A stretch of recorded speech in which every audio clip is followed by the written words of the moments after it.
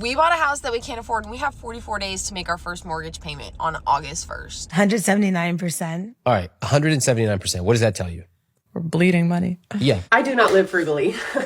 I'm unemployed and I do not live frugally because that is operating under a scarcity mindset. All right, so today we're going to be taking a look at some people who are living above their means, a series that I know you guys really enjoy. And you know what that means? We got some people making some pretty shaky financial decisions and uploading it for the entire world to see. But at least that means we know what to avoid if similar situations come up in our own lives. We have a ton of stuff to go over today, along with comments from you guys from previous videos. So if you want to be featured on a future video, leave in the comments down below. But let's just jump right into it. We bought a house that we can't afford, and we have 44 days to make our first mortgage payment on August 1st. Let's just let that sink in for a little bit because I'm stressing. Not only that, but we have to paint our house before we move in. There's a hardwood flooring all over the house, which needs to be refinished, which we have also never done. There's just a lot that's going to be happening within the next couple weeks that we have no idea how we're going to make it through. We also have 3 girls that are 4 and under, and I'm also pregnant with our 4th. Okay, what a way to start this video. Right off the bat, you decide to buy a house that you couldn't afford the mortgage, let alone everything else. And then about 10 seconds later, you were talking about all of the other things you needed to do to remodel the house. Where is that money coming from? And not only did you put yourself in that situation, you have an entire family to look out for. How do you think that this was an okay choice to make? We could go over to the comment section. Why would you buy a house you can't afford? So why are we making improvements if you can't afford the mortgage? It just sounds like a foreclosure waiting to happen. Another person saying, is this rage bait? I really hope so, but we have seen previous clips on this channel with almost the exact same premise. You could still get approved for a loan on a house that you can't really afford. So some people end up doing it anyway and just hoping for the best. Can't say that's a situation that I want to be in whatsoever. 179%. All right, 179%. What does that tell you? We're bleeding money. Yeah. Just looking at this number, can you cut expenses to solve the problem? This is not about we spent too much at brunch or we bought too many toys. It is not that. It is a structural problem that requires radical change. When I see a couple with this, which I believe may be the highest fixed cost number I've ever seen. Oh, no. Do you know how long until you're out of money? I mean, I'd say 3 months max. We already have, in my mind, because Really? Technically we have some money in our account, but I feel like it's not ours because we owe it to other people. We owe it to credit cards. 3 months until you run out of money with 5 kids is no joke. We got back-to-back clips in very similar situations. I'd say that this one's arguably worse. You have 5 kids to look after and you're spending 179% of your take-home pay every month. We could just go over some of the numbers. The mortgage is $7,900 a month. Are you kidding me? Utilities is another $900. Insurance is $1,839. I'm hoping that lumps in all types of insurance, health, dental, and cars. The cars and transport is another $1,000. Debt payments is almost $4,400 and groceries is $1,600. I would also like to add that we saw a clip from this couple previously where they ended up taking loans from their family and swiping their credit cards left and right just to be able to install a $200,000 in-ground pool when they clearly didn't have the cash to do so. I don't know how you could live like this. I feel like the stress would eat away at me every day. We got a comment from one of you guys right here. My sister won $1 million. She immediately ghosted everyone in the family and reappeared less than a year later completely broke. She had the nerve to ask me for money afterwards and my jaw hit the floor. This is from one of the older videos where we saw a couple people who legitimately won the lottery and within a couple years they spent all of their life-changing money on junk. It doesn't matter if you have $10 to your name or 10 million. If you don't have basic financial knowledge, you're going to end up broke. But I guess that's not important to some people. Just live the way you want to live, whether you have the money or not. I do not live frugally. I'm unemployed and I do not live frugally because that is operating under a scarcity mindset. And I am always doing the worst financially when I'm operating under a scarcity mindset. When I'm trying to save pennies, when I'm trying to save $1 anywhere I go, I'm never doing well. Listen, I've always been poor. I'm poor right now. I literally don't have a job. The amount of times over the past 6 years that I have been unemployed is insane. And the last stint was for over a year. I'm fine. I've never had trouble paying my rent. I've never had an issue getting the groceries that I need. I go shopping. I go on expensive vacations. I do not operate under a scarcity mindset because when I do, I backslide. So where is the money coming from? A lot of the times when we see clips like this, it turns into manifestation. I'm gonna manifest money coming into my life as if it just appears out of thin air. Another avenue I've found this goes down quite a bit is the course seller grift. The key to success is actually living above your means. I don't care what anybody has to say. If you are living under your means, you're doing yourself a disservice because you're choosing to stay comfortable.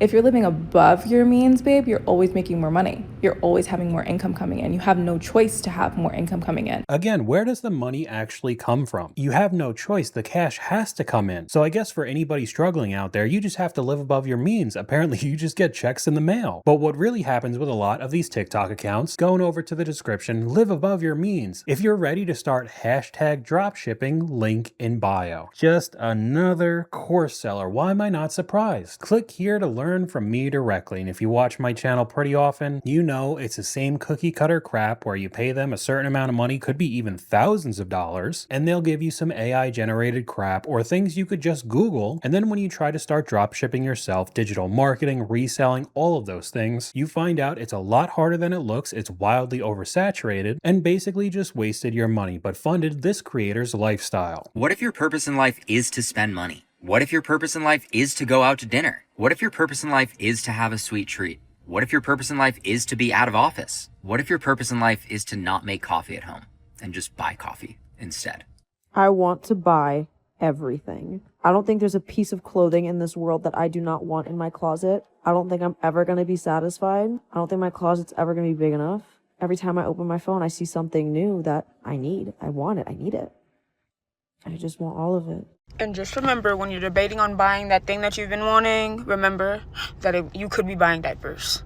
So go ahead and proceed to checkout. I do find it funny that these are all the same people that'll make a whole bunch of posts saying that they hate capitalism, it's the worst thing on the planet, but then turn around and want to buy everything under the sun, being the perfect pawn for capitalism. And they sum it up perfectly with this comment: my hate for capitalism and need for buying needs to be studied. The world's gonna keep on moving in the same direction it has been if you don't make a change, and most people won't. Just because they have to get the new Labubu or Trader Joe's bag or Starbucks Bear Cup, I mean, it goes on and on. I swear there's so much things in here with the Notes app, probably listing off all the things they want to buy, runs back to lego.com. Thanks, just bought my $200 bottle of perfume just because. And there were literally thousands of comments like that. We got another one from you guys here. Consumerism is destroying people. Stuff won't make you happy, but being broke will make you miserable. Especially when you can't afford it in the first place and people turn to buy now, pay later.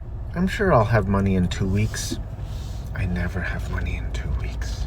Klarna is the best because even if you don't have the money when it's due, you could postpone your payment up to 8 more days. Maybe that means you shouldn't have bought whatever you got in the first place. Because whether you try to postpone it or not, these BNPL companies will come for their money. Victim is calling trying to figure out why her payroll check and her husband's social security deposit was not in the account. The victim is saying there's over $4,000 that's expected to come in. Maybe the victim, which is the wife, is in tears saying, I don't know what's going on. I need my money. I have to pay my bills today. My mortgage needs to be paid. It's the end of the month. The victim is saying, is there a delay in the direct deposit? Letting her know the funds were successfully deposited into the account, but they were withdrawn. He's saying, withdrawn by who? Where's the money? I need my money back.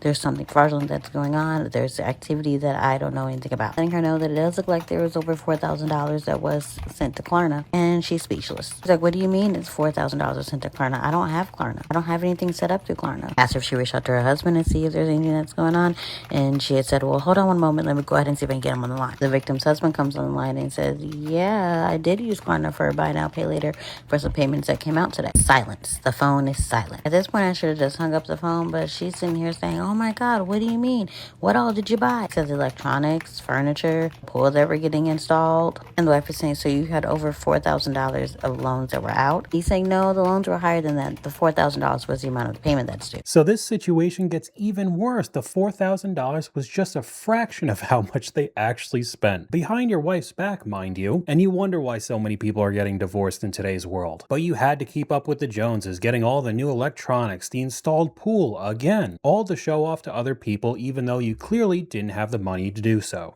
There's two schools of people people here is the folks who are truly, truly struggling. Like they can't buy groceries, right? And then there's the people who have just decided that this is a bandwagon thing. Like, oh, HELOCs are cool. I'll get one. I need a new kitchen. Like I'm just going to get the newest car. I need a Tesla. Yeah. Sign me up for payments. There's the people who are just going along with whatever culture says, like, this is the life you need to live at any cost, basically. And then when the default starts happening, when the market starts turning, when you realize you're upside down on your car, or you went crazy in 2020 and you're realizing you're upside down on your house, you're looking around trying to point the finger, but you can't because you chose to go along with this. Do you remember when the luxury car brands like Mercedes-Benz, BMW, Porsche were supposed to be for rich people? Now it feels like everyone on the planet has to have the new Cayenne. You could say the same thing about designer brands. Everybody's walking around with the Louis Vuitton logo on their bag because everybody wants to feel like they're Kim Kardashian, even though they clearly don't have that kind of money. And maybe you could play it off for a while, racking up credit card debt and taking out loans, but eventually all of this will come back to bite you. You know what's worse than being broke? Being broke and having a shopping addiction. I went out to the mall with a couple of my friends and I was doing really, really good. I was going to every single store and not buying anything until we touched garage. And yes, I did buy a few things. I know I probably didn't need it, but at the same time, I kind of feel like I did. I feel like this is the addiction speaking. I still have like 15 more days to return. So let me know if I should keep these or return. But yeah, you know, I'm just a girl, okay? And I only live once. I swear these are always the things that I tell myself anytime I make a poor financial decision. But anyways, let me show you what I got. And of course, the rest of the video is a haul like you've seen a million times online. But I keep telling my TikTok audience that I'm completely broke while I constantly buy crap. And that's what the top comment says. I don't want to hear I can't afford shampoo anymore, okay? Another comment from you guys here, retail therapy was supposed to be a joke, not a lifestyle. Hi, my name is Shauna. I am a broke 24-year-old and I just moved out of my parents' house and now I am extremely poor. Let's go shop for my new room that I just moved out into at Marshall's under $100. Come along. Don't be shy. I should not be shopping for jewelry right now, but their jewelry section is unbeatable. I love press-on nails and I just saw these. Need them. Why are these so cute? Need them. Stop. This is literally the cutest little charm bracelet I've ever seen. Okay, wait. This is on sale. Okay, I'm cutting it off there because this just goes on and on, but I'm a broke 24-year-old recording my TikTok video in a nice Jeep Wrangler. And then we're going to go into Marshall's. I'm only going to spend $100 and that immediately gets thrown out the window when I start buying jewelry and random trinkets. And we could go over to the comment section again. We must have drastically different definitions of broke. You're just buying anything and everything. Babe, you're not broke. All of this is unnecessary. We must be different levels of broke. I've never gone to Marshall's to buy non-essentials when I'm broke. Now we could switch over to the pet section of this video. I know people get crazy about their cats and dogs, whatever they have, but we got a clip up on screen. If only 850 of you Venmo'd me $1, I could get my dream puppy and name her Peaches. Don't worry, I'll show you her so much you'll be so happy I got her, I promise. How will you afford vet visits? Vaccines, spay or neuter, preventative meds like flea and tick, training, enrichment toys, food, exactly. Another person just says low-key delete this. $850 one-time fee, $10,000 of lifetime expenses. It's never just $850, but I'm still gonna beg for it online. How many dogs you got? One. Just the one. Australian Shepherd. But we financed our dog. $2,570. Yeah, it's deferred interest financing on the dog. I'm sure it's a beautiful dog. But you actually have to make $112 payments a month, or else this is going to accrue at a 36%.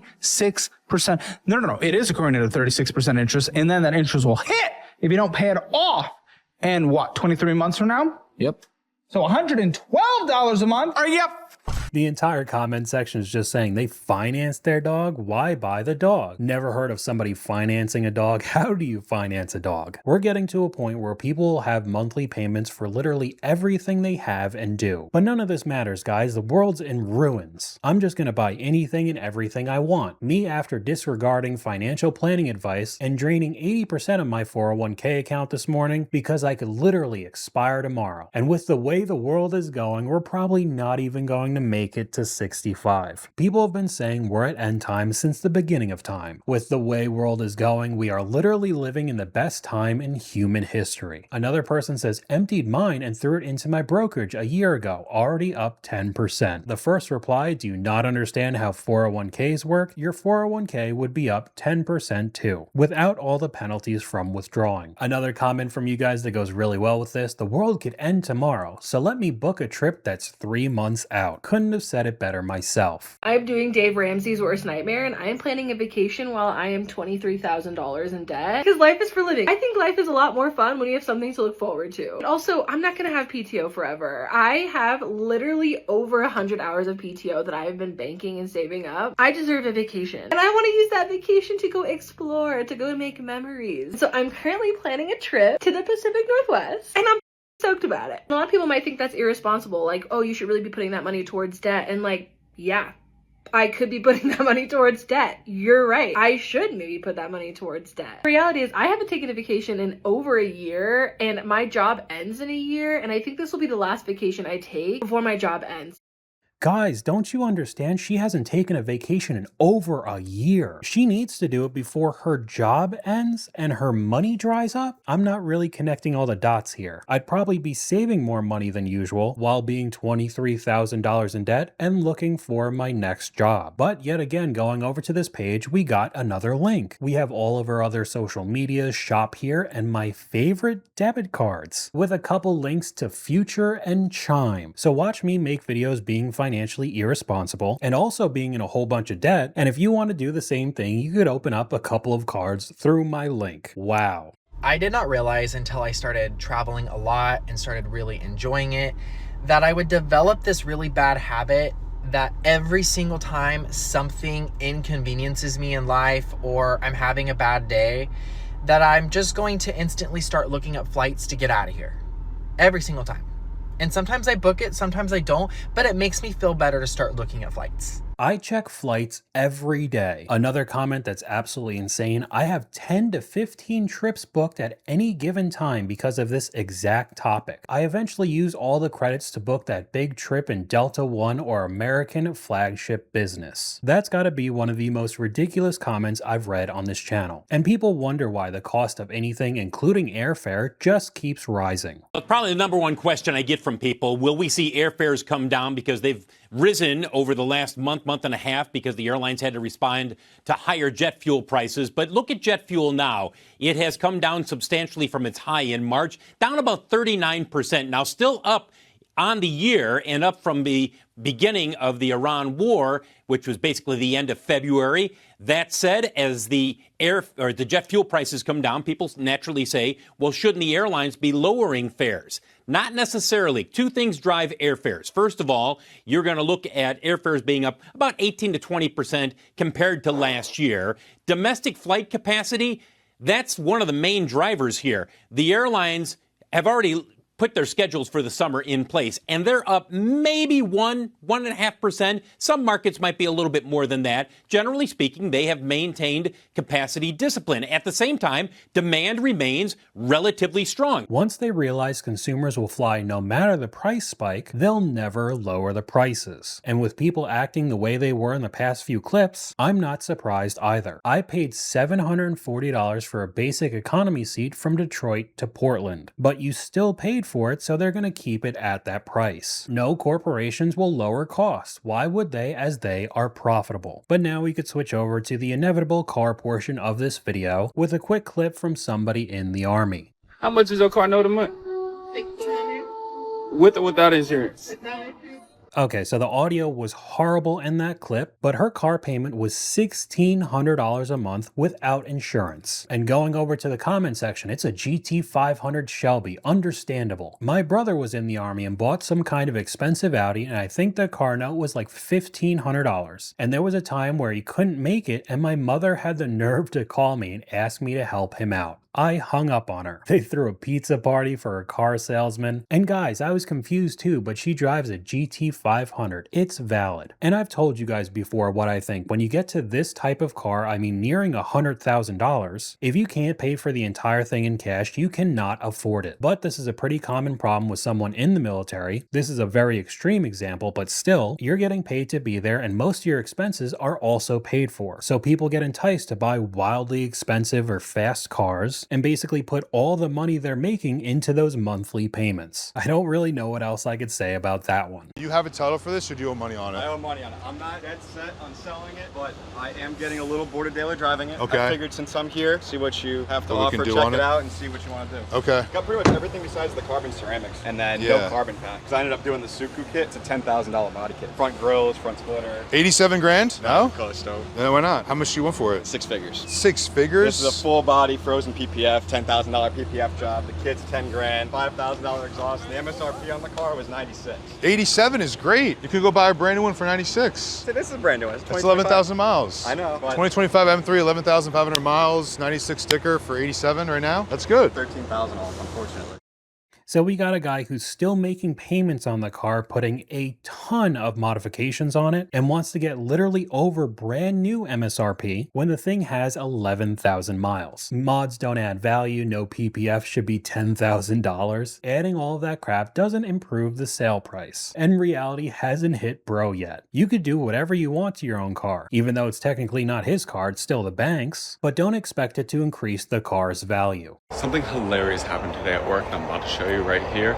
Someone bought that blue M240, the Xanavort blue that I said was terrible spec. Let me show you what he traded in. That's the funny part. So he traded in this Corvette here, right?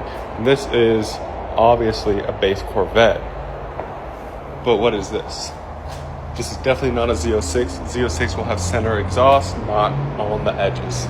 Furthermore, the Z06 is a lot wider and has different painting right here, and he even went out to do the Z06 on the side.